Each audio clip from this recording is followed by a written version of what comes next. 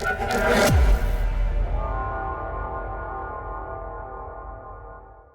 नमस्कार। आज हम स्टार्ट करेंगे फिफ्थ लेसन ज्योग्राफी का। फिफ्थ लेसन है जो ज्योग्राफी का, वो स्टार्ट करेंगे। फिफ्थ लेसन है मानव संसाधन के बारे में, 8th क्लास का है और ये ज्योग्राफी का लास्ट लेसन है। ज्योग्राफी का लास्ट लेसन है जो कि 8th क्लास की ज्योग्राफी है, उसका लास्ट लेसन है। तो मानव को संसाधन बनाने के लिए क्या क्या किया जाता है उसके बारे में ही पूरा लेसन है कि कैसे एक इंसान को संसाधन के रूप में बनाया जाता है। तो ये एक सरकार की जो एक स्कीम रही है,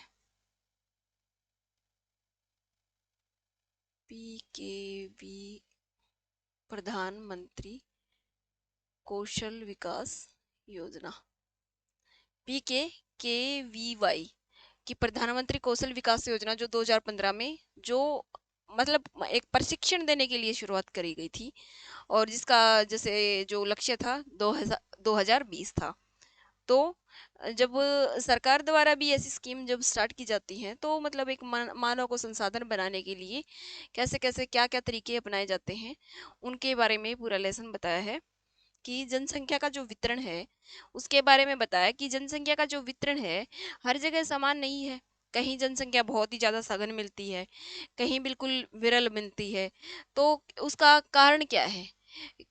जलवायु है, मौसम तापमान है, या फिर कृषि है, क्या कुछ कारण है? तो उसके बारे में बताया है कि भूपृष्ठ पर जिस प्रकार लोग फैले हुए हैं उसे क्या कहते हैं, जनसंख्या का वितरण कहा जाता है। कि कैसे कैसे जनसंख्या का वितरण है। विश्व की जनसंख्या 90% से अधिक भाग भूपृष्ठ के लगभग 30% भाग पर फैली हुई है। जो मतलब 90% से अधिक भाग जो भूपृष्ठ के बस 30% भाग पर निवास करती है।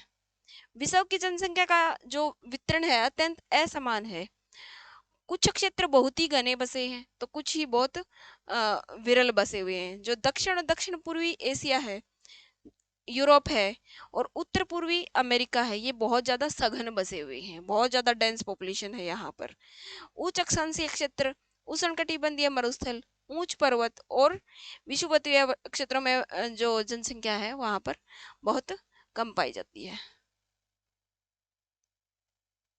और जो विषुवत है उसके दक्षिण की अपेक्षा जैसे उत्तर में, जैसे नदर्न हेमिस्फेयर है और सदर्न हेमिस्फेयर है, तो यहाँ पर जनसंख्या ज्यादा पाई जाती है। तो ये बताया है, कंपैरिजन किया है मतलब टोटली कि कहाँ पर जनसंख्या कहाँ कैसे पाई जाती है। फिर जनसंख्या के वितरण को प्रभावित करने वाले कारक कौन से होते हैं, कि कहाँ पर जनसंख्या ज्यादा होगी, कैसी जगह पर ज्यादा होगी। तो एक स्थलाकृति है, एक मैदान है और एक पर्वत है, कहाँ पर जनसंख्या ज्यादा होगी? सीधी बात है कि मैदान में, क्योंकि वहां पर जलवायु जलवायु भी देखी जाए, वहां पर जो हम अपने जीवन यापन के लिए जो कार्य करते हैं वो करना बहुत आसान होता है। तो वहां पर जनसंख्या ज्यादा होगी। फिर जलवायु है, फिर जहां पर जलवायु जैसे लोग सामान्य रूप से चरम जलवायु जो अत्यधिक गर्म अवस्था और अत्यधिक ठंडी होती है वहां पर कम रहते हैं, जैसे अंटार्कटिका है, ध्रुवीय प्रदेश जो बताए हैं, वहां पर कम रहती है। फिर जो मृदा है, मृदा जहां पर ज्यादा उपजाऊ होगी, जैसे इंडिया में जो गंगेटिक बेल्ट बोली जाती है, यहाँ पर जो पॉपुलेशन है यहाँ पर बहुत ही ज्यादा है। तो क्यों है? ये मृदा का ही ये भी एक कारण है। फिर जल है, कोई भी रिवर है, जब भी कोई सभ्यता है, जो हमारी पुरानी सभ्यता है, जब भी कोई सभ्यता का जन्म हुआ है तो वो रिवर के साथ में ही हुआ है, बहुत दूर जाके नहीं होगा। फिर खनिज है, जहां पर खनिज होंगे तो वहां पर पॉपुलेशन होना स्वाभाविक सी बात है, क्योंकि वो उनको जीवन जीने के लिए कुछ एक कड़ियां प्रदान करेगा। फिर सामाजिक, सांस्कृतिक और आर्थिक कारण भी होते हैं।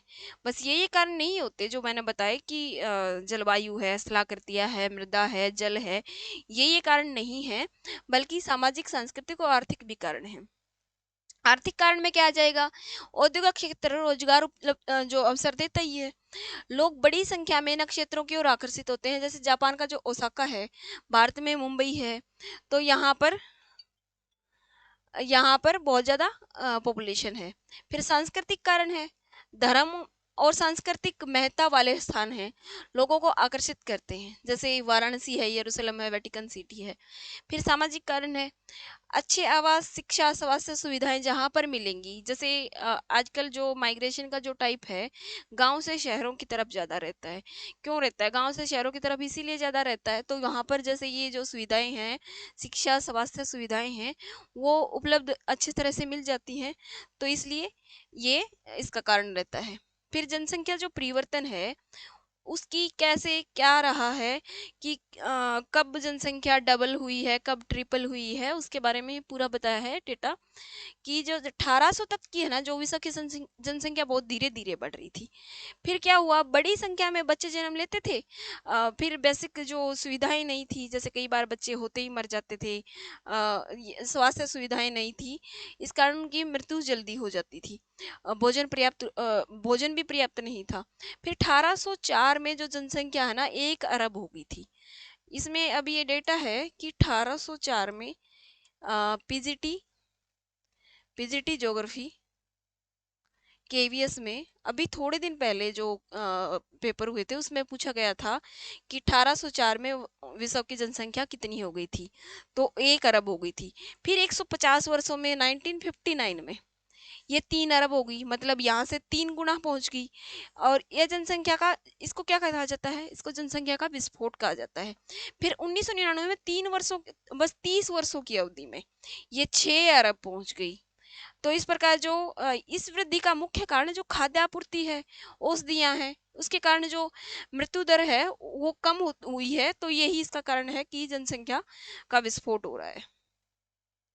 कि प्रवास क्या होता है फिर, जैसे छोटी छोटी डेफिनेशन दी है कि जन्म दर क्या होती है, मृत्यु दर क्या होती है, कि 1000 व्यक्तियों पर जो जीवित बच्चों की जो संख्या होती है, तो उसको क्या कहा जाता है, जन्म दर कहा जाता है। मृत्यु दर जो 1000 व्यक्तियों पर मृतकों की जो संख्या होती है, उसको क्या कहा जाता है, मृत्यु दर कहा जाता है। एक स्थान से लोग दूसरी जगह पर जब रहना शुरू कर देते हैं, तो किसको क्या जाता है, प्रवास कहा जाता है।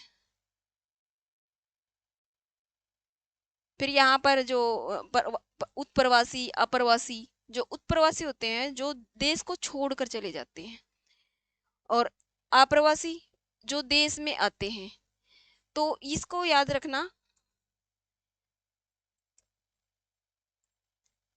ये इंग्लिश का IMMIGRANT से शुरू होता है, तो कि ये आई, नहीं सॉरी, ई से शुरू होता है, IMMIG, ई से शुरू होता है, तो ये है जो देश में आते हैं, ये तो इमिग्रेंट होते हैं, और ये IMMIGRANT होते हैं, ये जो देश को छोड़ते हैं, उनको कहा जाता है।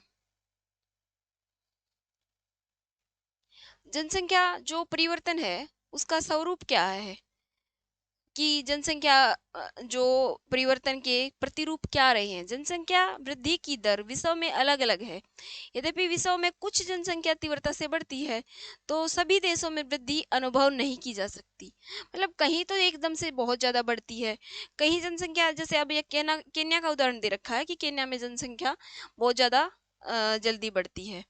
फिर जनसंख्या संगठन में क्या क्या शामिल किया जाता है, आयु, लिंग, साक्षरता, स्वास्थ्य दशाएं, व्यवसाय और आय के स्तर एक दूसरे से जो भिन्न भिन्न होते हैं, ये क्या होते हैं, जनसंख्या के संगठन में शामिल किए जाते हैं। फिर ये क्या है, पिरामिड दे रखे हैं, जनसंख्या के जो पिरामिड हैं वो दे रखे हैं, कि इसमें क्या होता है, कई बार ये क्वेश्चन पूछ लिए जाते हैं कि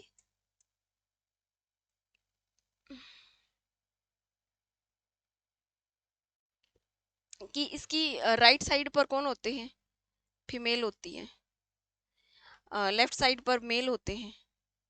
यहाँ पर जैसे 0 से 4 वर्ष, 5 से 9 वर्ष ऐसे बताए जाते हैं।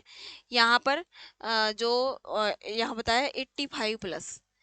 अब इसमें इसका ऐसे देखा जाता है कि जैसे जितने यहाँ पैदा हो रहे हैं, फिर वो 4 वर्ष तक उनकी जनसंख्या कितनी कम हो रही है, कितनी कम हो रही है, ऐसे देखा जाता है एक देश का जनसंख्या पिरामिड। यहाँ पर 3 देशों की जनसंख्या पिरामिड दिए गए हैं। जैसे एक भारत का दिया गया है।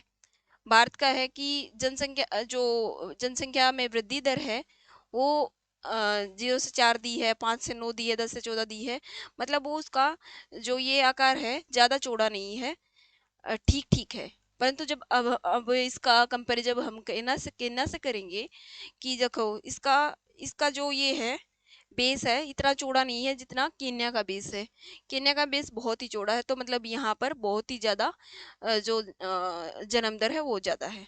फिर तीसरा दिया है जापान का कि जन्म दर भी बहुत कम है और यहाँ पर भी जो 15 से 64 तक के जो हैं, 15 से और 64 तक की जो आयु वर्ग के लोग हैं इनकी संख्या भी बहुत ज़्यादा है। मतलब इतने बराबर हैं जितने जन्म ले रहे हैं उनकी संख्या से ये ज़्यादा पड़ रहे हैं। और फिर वही बताया कि मेल इधर होते हैं फीमेल इधर होते हैं।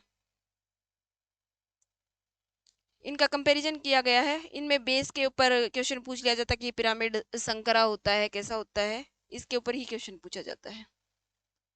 यहाँ पर हमारी ज्योग्राफी जो 8th क्लास की है वो खत्म होती है। जय हिंद, थैंक्स फॉर वॉचिंग।